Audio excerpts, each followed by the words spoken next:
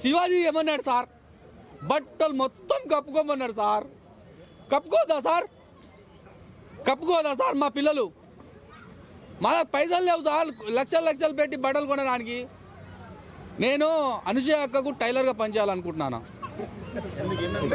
ఎందుకంటే పైసలు ఎక్కువ వస్తున్నాయి. ఏముందనా 2 నిమిషాలు చేసుకొని గాడి కాదు ప్రైవేట్ పాట కుట్టిస్తే చాలు, పైసలు ₹1,00,000 ఒక ప్రైవేట్ పాట అంతే.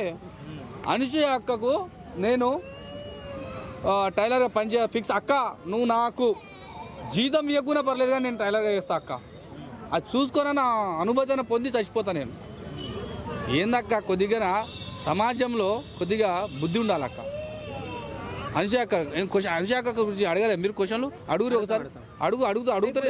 శివాజీ గారు మంచి మాటలు చెప్పినా కూడా అనసూయ గారు కావచ్చు, లేకపోతే చిన్మయ్య గారు కావచ్చు, ఫెమినిస్ట్లం అని చెప్పేసి చాలా మాట్లాడారు కదా.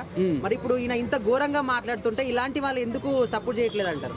ఇలాంటి ఎవరు ఇంత ఘోరంగా మాట్లాడింది? అన్వేష్ లంగా కూడా కానీ అప్పటి నుంచి అదే మ్యాటర్. అనుసూయ అక్క గురించి అడుగు. అంటే ఇప్పుడు ఈయన గురించి వీళ్ళందరూ ఎందుకు మాట్లాడలేదు అంటున్నా. ఈయన గురించి ఎందుకు మాట్లాడతా అంటే యూట్యూబ్ ఇప్పుడు ఈయన ఎందుకంటే ఇంతకుముందు పెద్ద పెద్ద పీకుడు మాట్లాడిండు. ఒక విధంగా సజ్జనార్ సార్ గారి సపోర్ట్ ఉందని భావించి అంటే మాట్లాడతలేరేమో అని నేను అనుకుంటున్నా. ఎందుకంటే ఇంతకుముందు సజ్జనార్ సార్ గంటలుగా వీడియో కాల్ చేసి మాట్లాడిన ఆయనతో మంచి పని చేసినప్పుడు మంచి పని సజ్జనార్ సార్ మెచ్చుకున్నాడు. ఇప్పుడు తప్పు పని చేసిండు సజ్జనార్ సార్. తప్పు పని చేసినప్పుడు తప్పని ఎందుకు చెప్తలేవు?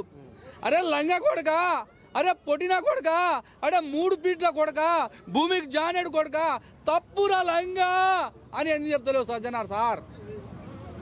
తప్ప అన్నా నేను చెప్పేది? తప్పుంటే ఇప్పుడే కొట్టరాక.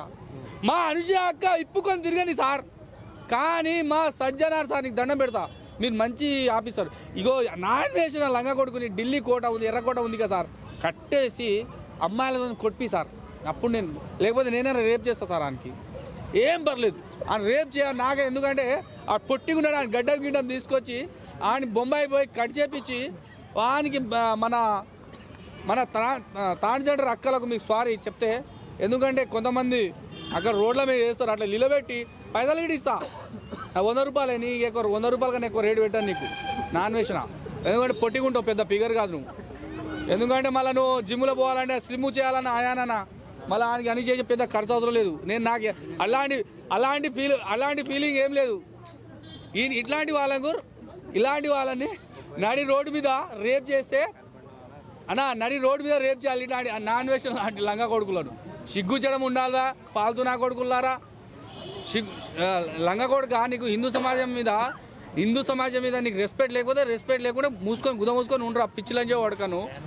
నువ్వు పోయి వాళ్ళ మీద వీళ్ళ మీద కౌంటర్లు వేయడము, ఇతర దేవతల